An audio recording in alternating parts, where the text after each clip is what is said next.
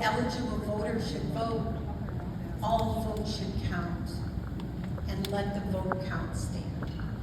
And we have an excellent system in the state of Wisconsin, but in talking to election officials all around this country, all states have very similar processes and procedures. We do have differences, but they do have their checks and balances in place as well. And we just want you to really have confidence in this electoral system we have, especially here in the state of Wisconsin, because you're a Wisconsin resident, and so am I. Do we have county board members here tonight? Thank you for your service. We appreciate all government service. You may not know this, but I served as the county clerk in Chippewa County for 12 years. I served in the state assembly for 8 years. In the state senate, I served in 4 years. And all 12 years I was in the state legislature, I chaired the campaign and elections committee. So I worked closely with Megan or her predecessor, with State Elections Board, Government Accountability Board, or the Wisconsin Election Commission. You can name it however you want, but our job was to make sure that our laws were secure, accurate, safe, and hopefully enforceable. Tonight we are blessed to have our Wisconsin Election Commissioner, Marge Bosselman, here tonight. Raise your hand. How about local elected officials, city, county, village? Thank you for being here. Thank you for your service. Local government truly is closest to the people. Now, as a nonpartisan nonprofit, and I used to be a partisan, I try not to wade into any of that, obviously. But it has, election denialism is not one side or the other. Over the years, there has been election denialism from both reds and blues. And so we're not here to talk to reds, we're not here to talk to blues, we're here to talk to purples. Reds and blues, just mix them up, shake them up, and we have purple. We're here to talk to every Wisconsin resident in the state of Wisconsin and say, look at our system. We have a very accurate and healthy election system here in the state of Wisconsin.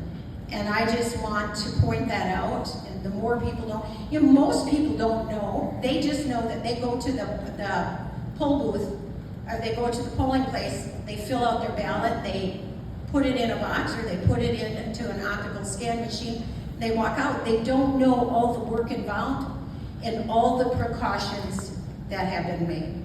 So thank you all for being here. You're all VIPs.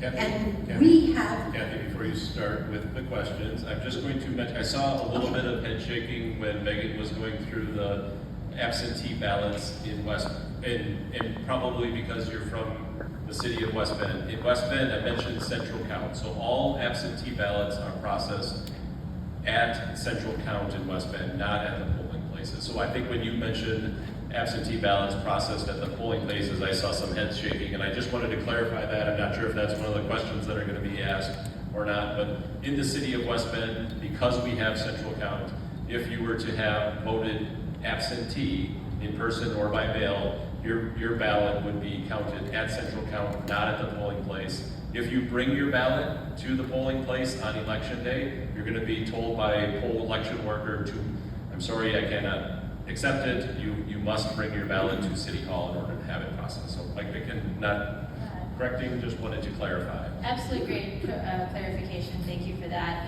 I think the same processes apply at central count. So you're still going to have your name and address announced as part of the public process, and there's still the same opportunities for challenges and again that public engagement. Central count isn't behind a locked door. Central count is also part of the public process. So great clarification. Thank you. Okay. First question. Thank you. One of my questions, or actually several, are tied to the I guess, the integrity of the database, the voter rolls. I read a couple of things, one of which is in the last 5 years that the state of Wisconsin has issued driver's licenses to over 250,000 non-legal, illegal, whatever the right terminology is, immigrants in the state. And there may not be a cross-reference from that database to the voter rolls. I also recently read that there is an investigation that was recently identified where NGOs, non-government organizations, are partnering with, I'll say the federal government, maybe not them, to bring illegal aliens into the state, opening up homeless shelters, which really do not have beds, but are using them for mass voter registration. And then there's I guess, an option, if you just simply check that you're homeless, that you can bypass some of the validity checks, the residency checks, that again makes me nervous about what's on the voter rolls. And then lastly, in training that we went through to be an election poll workers, we asked the question, how do you identify if a person is a US citizen? And there is no check, is what we were told. And so that, all those statistics, hundreds of thousands of people in Wisconsin alone that could have access to that database that have never been validated could be getting absentee ballots sent to some homeless center that is really not a homeless center and having those processed. How are we going to deal with that? There's a lot to unpack there, and there are, that application for an absentee ballot is a legal document, and that legal document states that you are a U.S. citizen, 18 years old. Now, if anyone wants to challenge you in the polling place or challenge your application for absentee, they can. Now, Megan, do you want to elaborate? Thank you for that question, or that series of questions. You know, obviously you like you said, you're a poll worker, so you know a lot of the ins and outs of the process, so I appreciate the thoughtful nature of your questions. In terms of being able to validate somebody's citizenship, you're right. Wisconsin state law does not have a database check on citizenship. As Kathy said, it is a certification that the voter makes on their voter registration. They have to certify under penalty of law that they're eligible and that they're a citizen, but there is no further check that happens. Now, there are a number of bills, there have been a number of bills over the last few sessions in the legislature where they've looked at potentially changing that and requiring some type of check, but none of those bills have passed. And so until the law changes, there isn't the ability for a local election official to deny an application on additional criteria. So it really is something that would require a legislative fix to be able to add those additional criteria. With the homeless voters, so I think what you might be referencing is on the voter registration form, and again, this is established by state statute, there is the opportunity for somebody to indicate on a map where they live. So let's say they don't have, an address that's a 123 Main Street, but that they stay at a shelter or they typically stay on a park bench. They are able to make that indication on the registration form, but they still have to provide what's called a proof of residence document when they register to vote. And so this has to be something that, like a utility bill, a bank statement, that has that address on it before they can register to vote. And so before somebody can request an absentee ballot or be sent an absentee ballot, they first have to be registered. And so your local election official in each of your cities, towns, and villages, they're the ones that are making determinations on, do I have a lawful registration, right? If somebody sends in a registration and they haven't provided the correct proof of residence, they haven't, made all of the lawful certifications, they're not even going to get on to the voter registration list, and therefore would not be eligible to ever receive an absentee ballot. And so there's a couple of checks there, but to your initial question about are there more things that could be done in these areas, and I think those things would require a legislative change for there to be any additional measures. But thank you again. Thank you.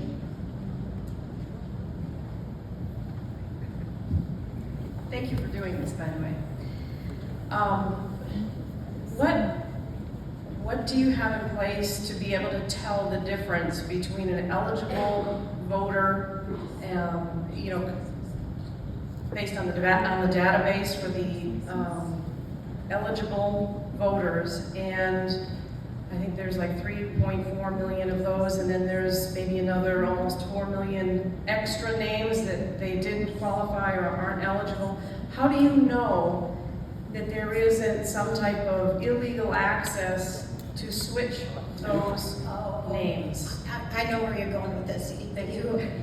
So the inactive voters is what you're talking about. So my son moved to Minnesota. He went to school at St. Cloud Tech. So he registered to vote in St. Cloud. He became an inactive voter in Wisconsin. Then he moved back. And he had to re-register in order to be reactivated as an active voter. There is very rarely that an inactive voter is reactivated, hardly ever, from what I understand. If you are an inactive voter, you have to re-register. You have to provide your proof of residency, and you have to provide your ID. And so you can't just reactivate inactive voters, and I know that is kind of a conspiracy theory that's going out there that all of these inactive voters reactivated, but even if they were, where are they? They would be in different states and different places and you know. Sure. Megan, you just hop in if I'm not saying it right. Could you go over the process for I'm not talking about how the person makes himself active or inactive, but how in the database it goes from active to inactive? Does someone just flip a switch? And if so, who is that person and how do they do that? Well, they would be your municipal clerk that would go into the system for, say it was accidentally inactivated, and would go into the system with her credentials, her two-part credentials.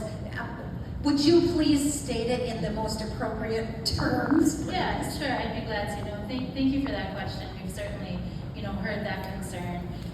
So Kathy is right. It's your local municipal clerk. So we have, again, 1,850 city, town, and village clerks. And state law, so we're talking about Wisconsin state statutes, chapters 5, 6, and 7, mostly about this, empowers your municipal clerk, and only your municipal clerk, to be able to conduct voter list maintenance. So if somebody is deceased, then they're able to deactivate that voter, and they have to declare the reason why that voter is being deactivated. If somebody has moved and they have reliable information that they've moved, the clerk is able to deactivate those. Deactivated or inactive records, those aren't available to the clerk to be able to do things like issue ballots. So I think the best way to describe active versus inactive voters. Active voters, that's your poll book, right? Your poll book is a list of active voters. So when you go to your polling place, or you can even buy a list of voters through badgervoters.wi.gov, you are seeing the active list of people who are eligible to receive a ballot, people who your municipal clerk has said, we've reviewed a voter registration and we say that this person is lawfully able to appear on the poll book. That's active voters. Inactive voters, they aren't on the poll book, right? They're not on the poll book. Their history that you can purchase if you want to, but they're not available to the clerk to be able to issue a ballot or to do anything on that record. Where inactive records come up is sometimes people come to badgervoters.wi.gov and they buy a list of inactive records. They say, we want to see all the people that have been inactivated, we want to see the reasons they're inactivated, and they're able to buy that. The law allows for that to happen. But in no way are those two types of records confused, conflated, appear in the same place in the database or on the poll book. Inactive records are just completely separate, database for historical purposes, but people can still access that, right? Because it's important information to know who was removed from our list, why, and who removed them. And And the same with reactivating somebody. People buy those lists all the time from our agency on a daily basis. People ask for lists of registered voters, inactive voters, and they also ask for information about, changes to those records. And that information is provided on a regular basis as well, so that people can do their own examination of it. That's right. Thank you. That's a good question, though. I've heard that a lot. This question's for Megan Wolf, and it's a follow-up from what the first gentleman said. In relation to the Wisconsin driver's license, the DMV, of over 250,000 illegal or non-U.S. citizens,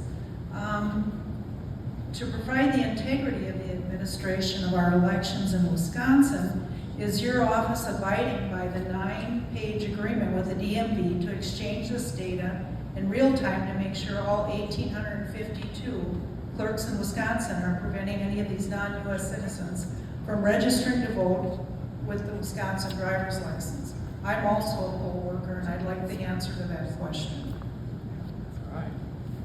Sure, thank you. So I think what you're referencing is the online voter registration system, which was created by, Wisconsin state law, and I believe an act in 2015 that was implemented in 2016.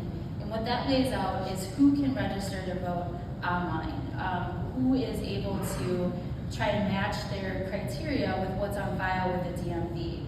And so the law is very specific in what has to match. So when somebody registers to vote online, their name, their address, their date of birth, their driver license number, all that information has to match with the DMV. The local election officials, they can't go beyond what the statute says is lawful for registering a voter. So the statute, the lawmaker said, these are the specific criteria for registering to vote in the state of Wisconsin. Election officials can't add additional criteria to that. And so in terms of that agreement with DMV, to be able to do those real-time checks when somebody registers to vote online, absolutely, that is an agreement that has been in place since the creation of the online voter registration system. As a matter of fact, it's an agreement that has recently been updated, that the commission, as part of their review of the Legislative Audit Bureau, they reviewed that agreement as well. And so, yes, we are abiding by that agreement with the DMV, but in terms of adding additional criteria to what would allow somebody to register to vote, that's not something our agency or your local election official is able to do. That's something that would have to be changed in the Wisconsin state statutes. I guess I'm not clear. My understanding is that that information would be provided. And is that something the Wisconsin Election Commission does with an agreement with the DMV? The legislature must authorize the Wisconsin Election Commission to gather that information from the Department of Motor Vehicles. I was in the middle of this piece of legislation and the agreement between the Department of Motor Vehicles and the Wisconsin Election Commission, as well as the ERRC program. In order to it's very spelled out, and the DMV, the DOT is very fussy. They will only do exactly what the letter of the law tells them to do. And so Wisconsin Election Commission has no authority whatsoever to go to the DMV and say, I want more stuff. And so the legislature must pass a bill to allow the DOT to provide more information to the Wisconsin Election Commission. Does that make sense? I'm still not clear. If there's a 9-page agreement already, what's the hiccup? It doesn't have that specific information in it. We need to move on.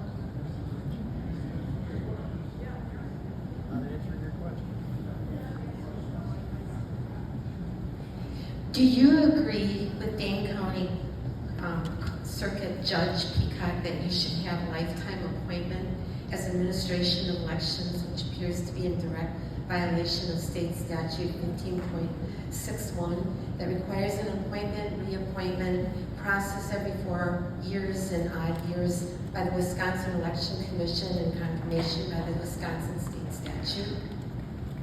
Senate, I mean. Well, we're here to talk about election administration and our laws that pertain to running and managing elections. The politics behind who's in what agency head isn't part of Keep Our Republic's criteria. I mean, it's not, she is the Wisconsin Election Commission Executive Director now, and the partisanship that the legislature set up between the Wisconsin Election Commission commissioners with the 3-3 vote, and how that worked out, there was politics involved when I was in the legislature with a person sitting on the DNR board, which sort of played into this sort of thing. And so I don't want to put Megan in that position to answer that question, but just know that this too shall play out in the realm of politics. And we are nonpartisan, nonprofit. We're just not going to address that. I'm sorry.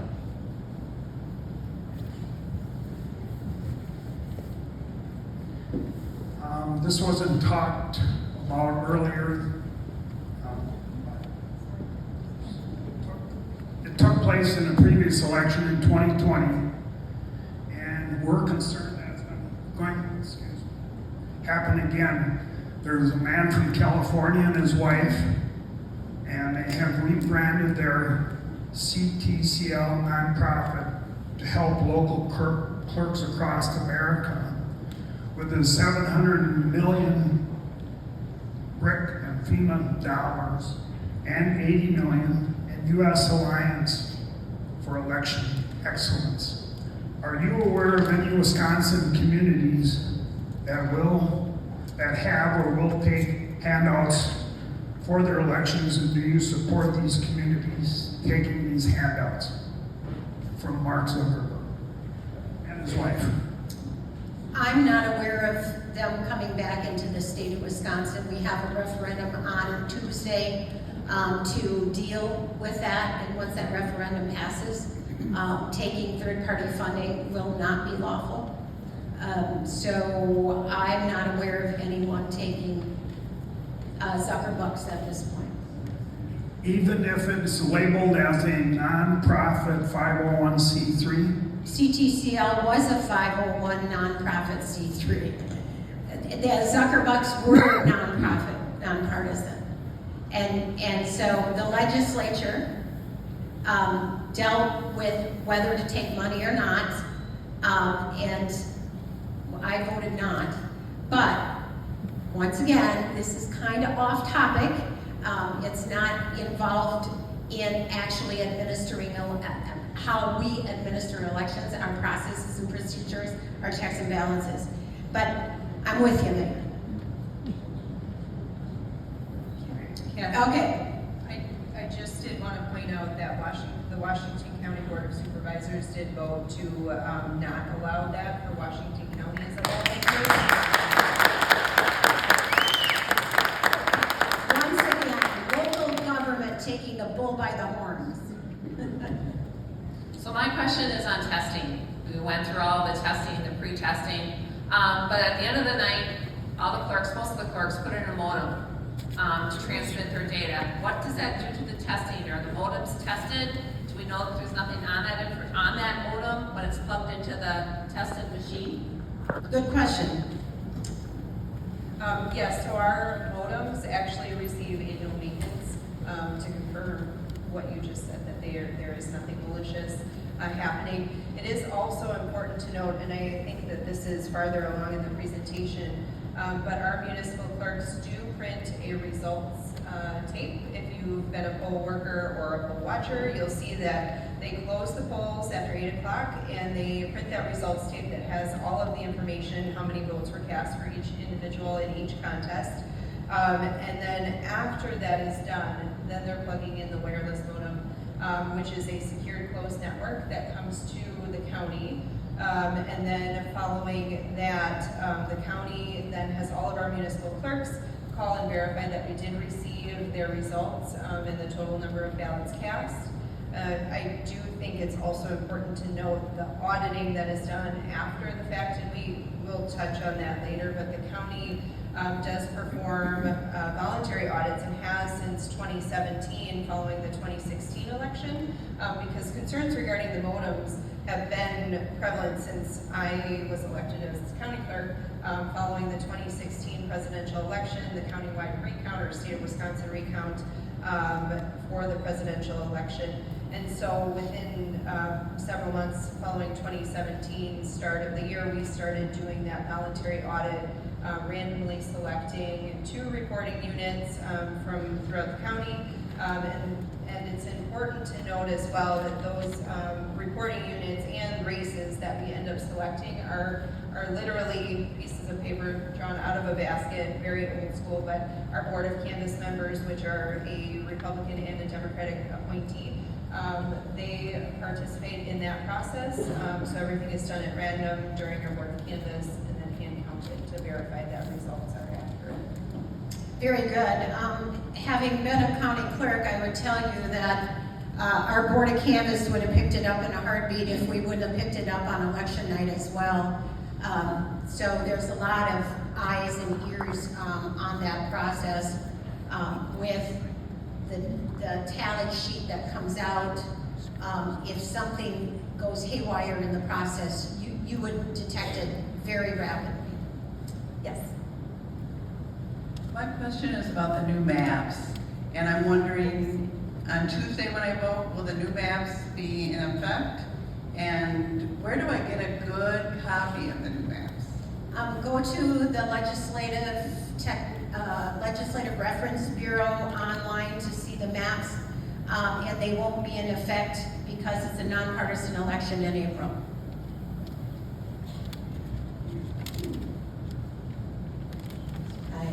My question is more regarding something you said before.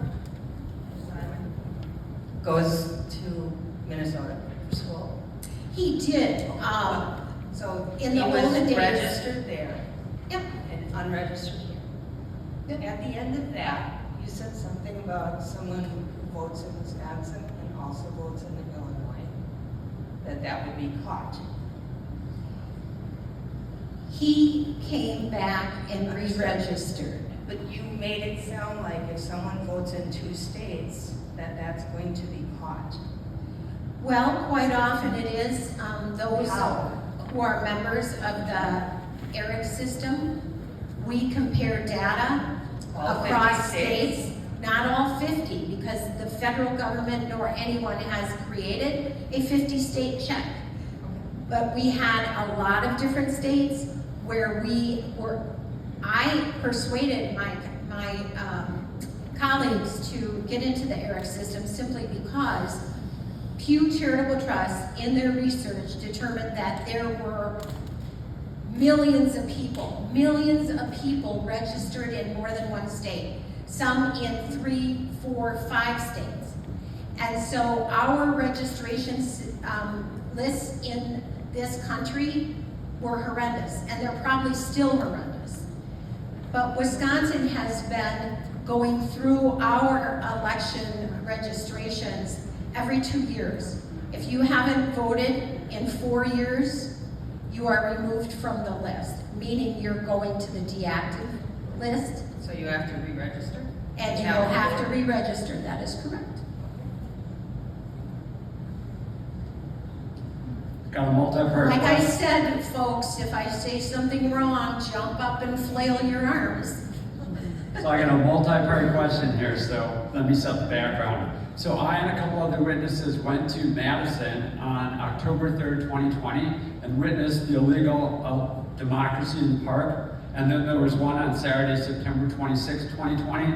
Those were all illegal because Wisconsin law only allows you to vote up to 2 weeks before an election. And that's 4.5 weeks, remember October 3rd and September 26th, and 5.5 weeks before the November 3rd, 2020 election. So much for safe and secure elections. Anyway, 17,251 ballots, we have the number, were illegally cast at Democracy in the Park, both of them illegal on Saturdays in September and October in 2020. If you take the 84% in Madison that voted for Biden and apply it to those 17,251 illegal ballots, that equals 14,508 ballots for Biden, if you follow that trajectory. So that's 70.15% of the supposed 20,682 margin of victory that illegitimate Biden supposedly got. So my questions are this. One, why was nobody in the city of Madison, especially the city clerk, held accountable for that obvious prima facie election fraud? There's no doubt it was a violation of the statutes. Nobody was held accountable. Two, why did not the 6-person Wisconsin Elections Commission hold those people in Madison accountable? And if they didn't, I'm hereby requesting formally that the WEC investigate this, the 6-person WEC, not the administrator who's overstayed her office, investigate this. Why did the Joint Elections Commission, of which Ms. Bernier was the chair, on December 11th, 2020, and I presented this to Ms. Bernier, yet you didn't challenge the fraudulent Biden-Harris electors, even though you were 3 days before the Electoral College. This was on Friday, Okay. December 11th. Okay. And the last question is, are you going to pledge to stop that from happening this year? Yes or no? Are you going to stop that? Thank you.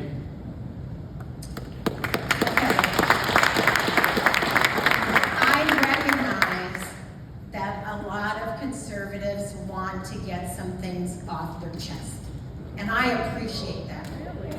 I do.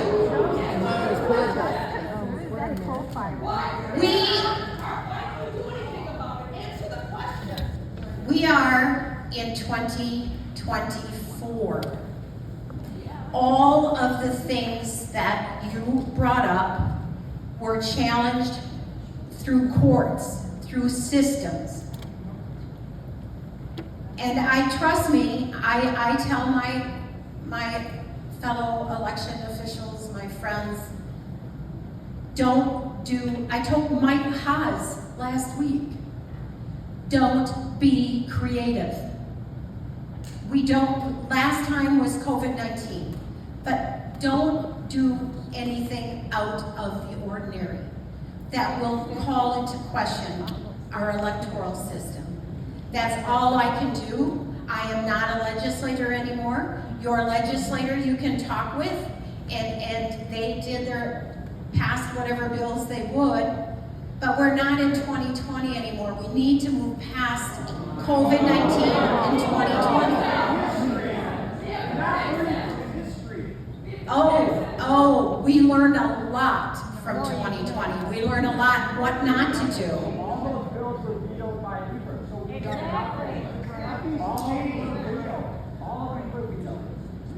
Work the polls, be an observer, pay attention. Okay. Yes, next. And we gotta move on. We are running out of time. Like I told you, this is not gonna be boring. I'm gonna talk a little bit about Zuckerbucks again. I would really prefer you not. That is so, it doesn't have anything to do with our election processes and procedures. We have a county clerk here, a police officer, a city administrator.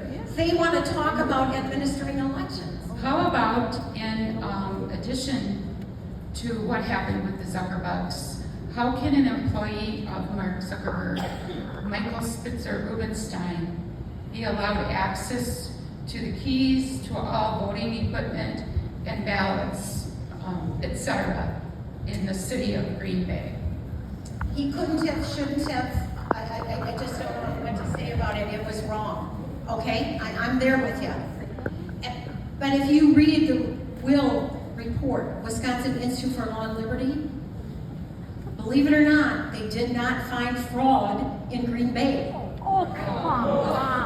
Wisconsin Institute for Law and Liberty is a very well-respected, conservative legal organization that put in 24 researchers funded by a very conservative person that studied this election and the large municipalities and the impact.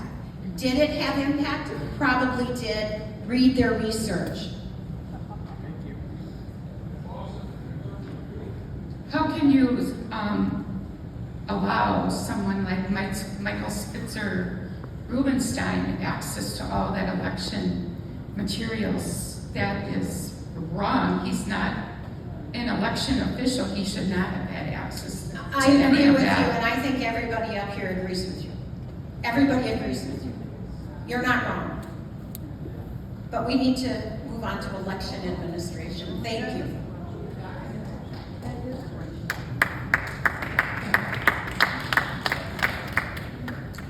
Yeah, we're going to move on. We're going to have two more Q&As. So if you would hold your thoughts, we want to move on to election day activity, unless you have an election-related question. Mine are both process. Okay. First, I don't think we got a clear answer to the lady's question about the driver's license, so let me try to ask it clearly. Our state issues valid driver's licenses to people who are non-citizens and are not eligible to vote. How do you, if one of those individuals presents their driver's license to register to vote, how do you catch that? I think is the question. Do you know, I'm gonna turn this over to somebody else because it is my understanding that you have to have a green card, you have to be here legally. You may not be a citizen, but you have to be here legally. Mr. Police Chief, do you have an answer to that?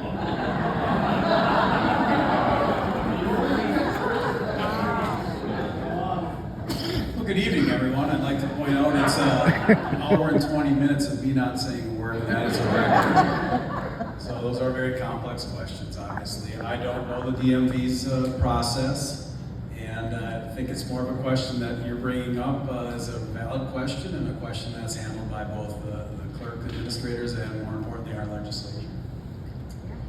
Well, way to pass the buck. The fact of the matter is, Before you say that, Okay. I understand that we're trying to move on, but I do appreciate that you're all asking your questions. I hope you get a chance to ask them all. Yeah. It's not passing the buck, it's just that I believe that when we're providing answers, Kidding you. they should be, I know. I'm kidding you. No, I know, I get it. Just want to make sure that we're giving valid answers. Where? So it's my understanding that some states indicate on those licenses that they're not valid for voting, but we don't do that. So I think it's a legitimate concern, since any one of us can walk into a polling place with our driver's license and register to vote, that needs a process that is impenetrable. So my other question is about the authority of our legislature for the accountability of the legislature for voting integrity. You described the structure of the WEC, the 6 appointed bipartisan. What authority does our legislature have if they decide they would like to redirect some of the procedures or what's happening within the WEC? What I'd like to understand is, does the legislature have that authority, short of having to pass laws that go to the governor for signature and so on? Where is the next level of authority? I'll tackle the legislative thing. Megan, you can tackle the driver's license thing. Okay.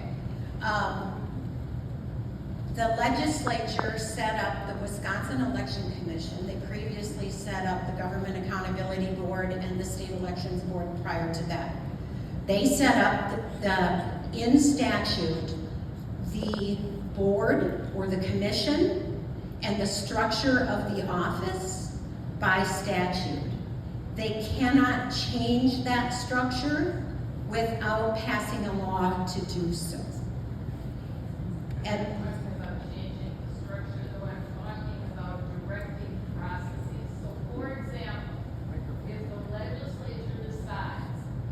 improper to have 4 million ineligible voters maintained on the voting list, do they have the authority to direct the WEC to change their approach to maintaining lists and eliminate all ineligible voters? Do they have that authority? They have that authority to do it by law. The legislature sets up the structure of all sorts of administrative agencies. The legislature doesn't direct and manage those agencies. They have department heads, they have secretaries that manage those agencies. If the legislature determines that that agency is not following a proper procedure or a proper policy or a direction of the statute, they can take issue with it.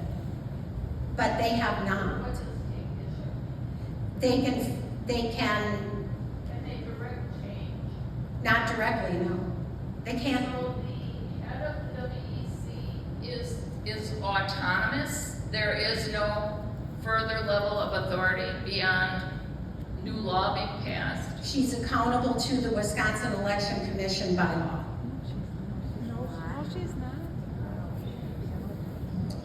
You want to tackle the driver's license thing? Sure. So in terms of the, driver license indicator about, if somebody is a non-citizen, I don't believe there is any criteria built into Wisconsin state law that gives the poll workers the ability to examine a driver license for that purpose. So just like everything else, like we talked about online voter registration and other things, the state statute says when a poll worker looks at the photo ID, so when you go to the poll book, the kind of shorthand is it's state show sign. So you state your name and address, you show your photo ID, and you sign the poll book. With that show part of showing your photo ID, the legislature passed the photo ID law in 2010, and that photo ID law says very specifically what a poll worker should look at on that photo ID. So you're looking at the name to make sure that the name reasonably resembles the name that's on the poll book. So like if your name is Robert, but one says Bob, that reasonably is going to work.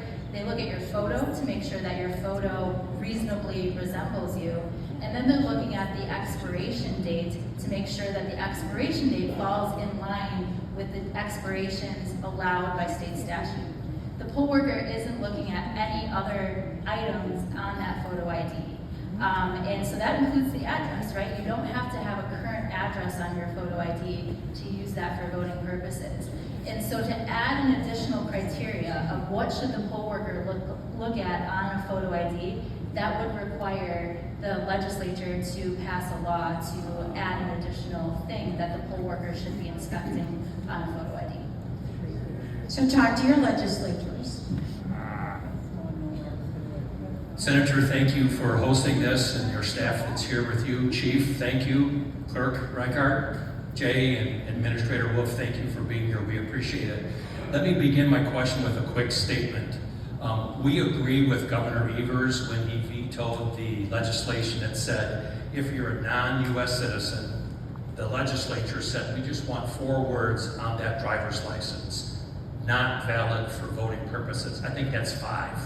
But the governor vetoed that on December 6th of 2023, which leads me to my question. Not very often we agree with Governor Evers, even though we respect him holding the office.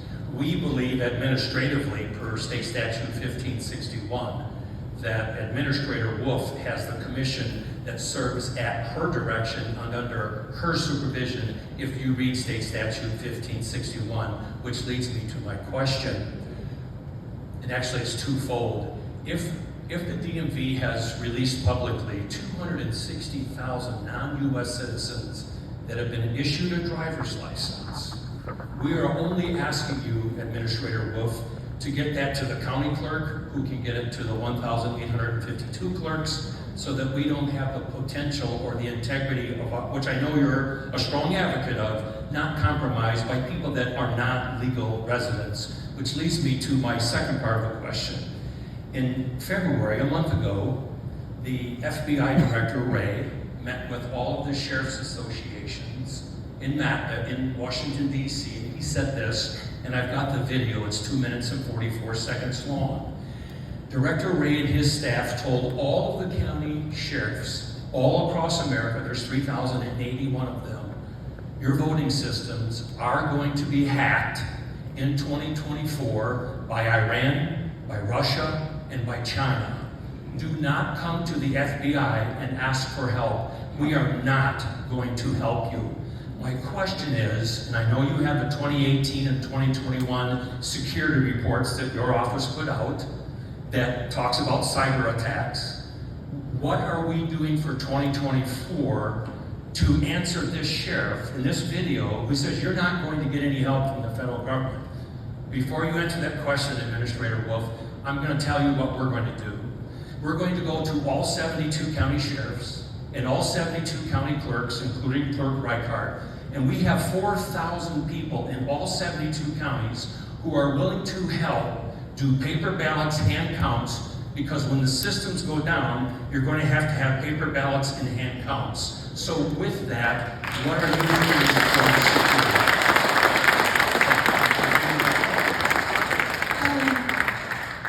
Well, paper ballot, hand count is always the backup. It is always the backup. Megan, do you have anything to say? So I think we need to talk about how decentralized we are. You can't hack into West Bend's electronic voting, their tabulator in Ward 1 and then in Ward 3 simultaneously. You can't do that. They're not connected, which means they're not connected anywhere in the state. Every single polling place has a completely separate system. They are completely separate. And everything in this state is backed up on paper. There is paper ballot, paper printout, paper reports, inspector statements, which all go to the county clerk to be reviewed by the bipartisan board of canvass on paper. And so I don't know what they're going to hack. The state of Wisconsin doesn't keep the tallies. They don't keep the totals. Election totals are not totaled through the internet to the state of Wisconsin. They're totaled by every single county clerk who gets that information from the municipality, who gets it from the polling place, who puts it on their website. Everything is decentralized. And so I don't know what they're going to hack, but we are prepared. We have the emergency management should we have a disaster of some sort. Should we have a natural disaster or an unnatural disaster, our emergency response folks are ready to go, whether it be law enforcement or our county emergency response. And every county and municipality has an emergency response plan that if they're not able to finish that election, here's what we're going to do. If this polling place is closed down for whatever reason, here's our plan, our plan for opening it back up again. Because a federal presidential election cannot be held beyond midnight on election day. So we have to have plans, and we do. Would anyone else like to comment?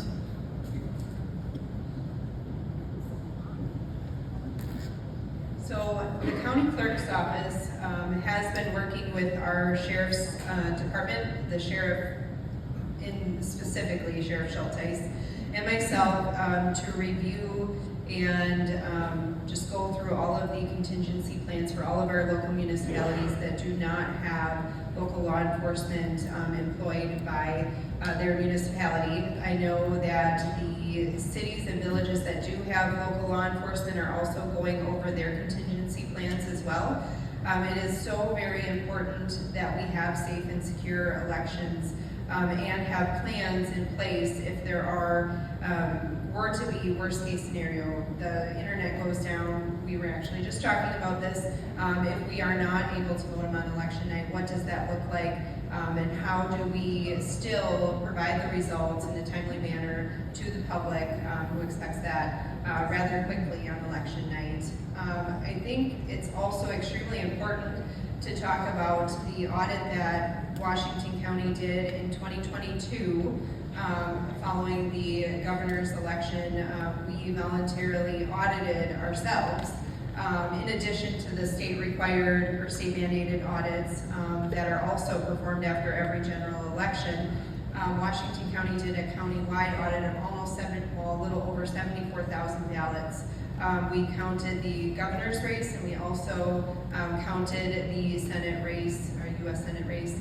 And in doing so, and I've been a part of other recounts within Wisconsin, 2016 recount in Washington County, and I volunteered at the Dane County recount as well.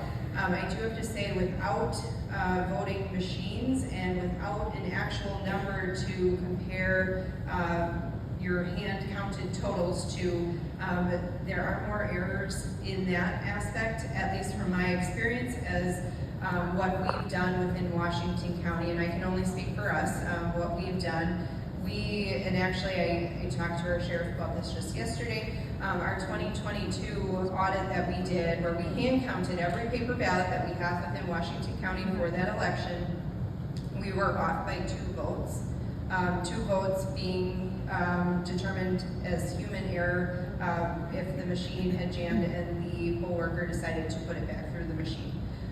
So I think that is extremely important to note. Auditing is important. I think with our society, the way we want election results and we want them so quickly, hand counting on election night is not feasible without having it done after the fact as some sort of form of auditing ourselves. And it's not, and this is just a personal belief, we want to trust our election processes, but we should also be verifying them through auditing processes as well. I can't speak for others and how they feel, but I think verifying our election results is extremely important.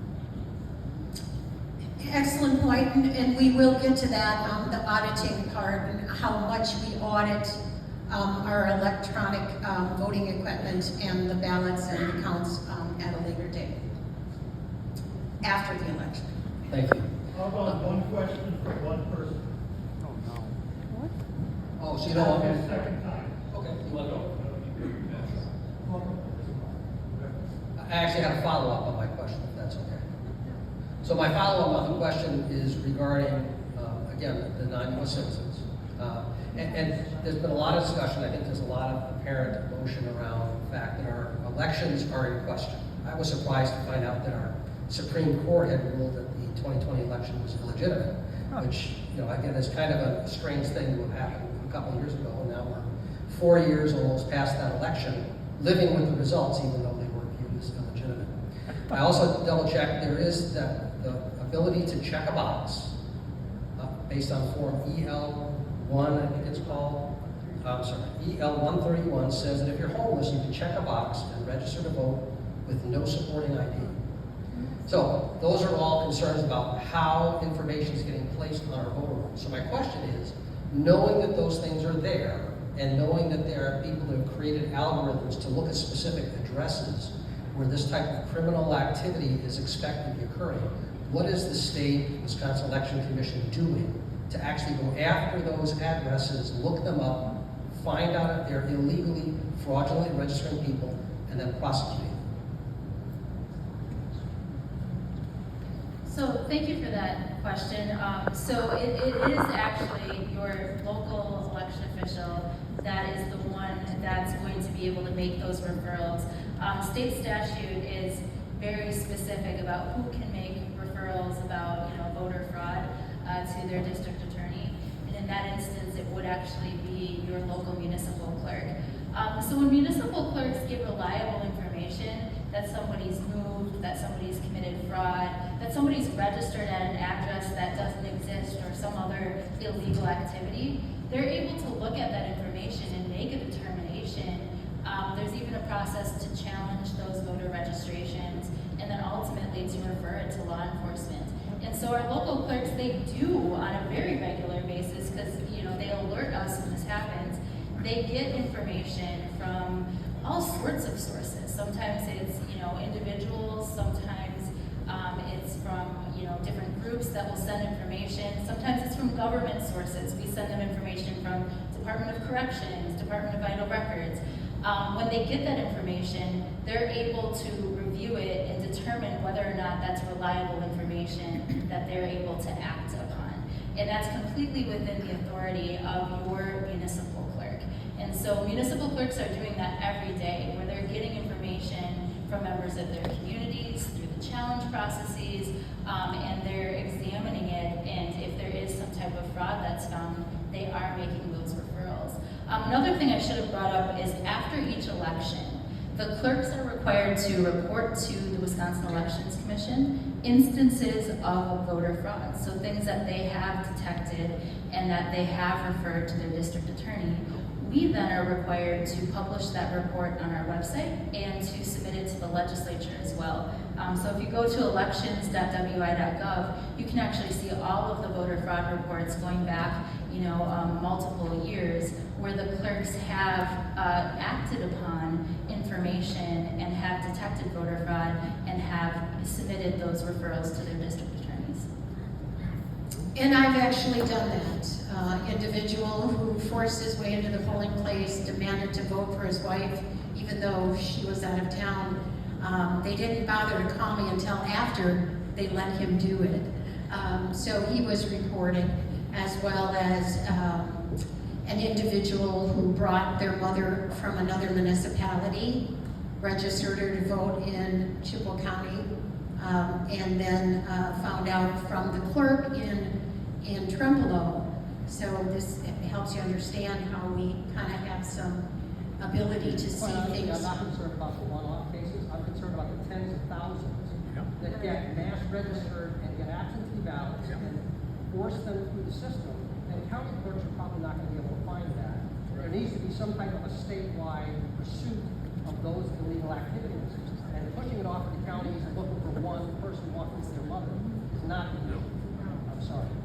Okay.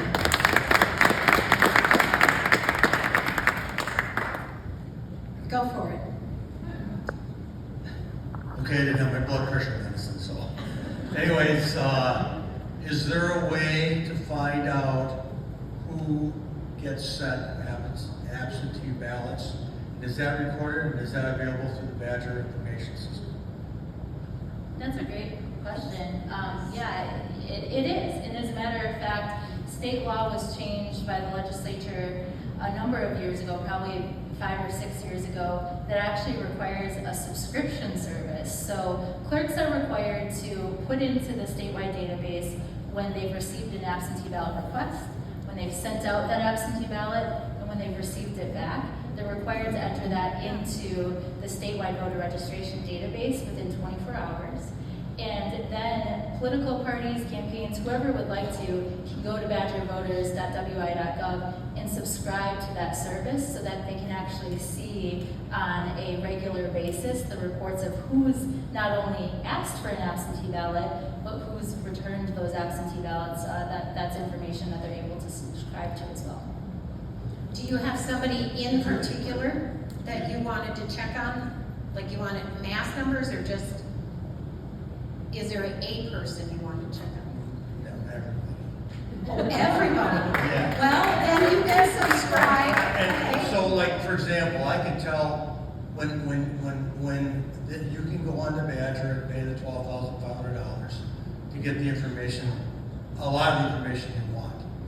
Okay, and so there's a field name called voter status, and that voter status says either you're active or you're not active. Okay, the information I want to know is that voter status one field in one table, and is that table that you get, the information you get, is that all part of one table, or is that different tables?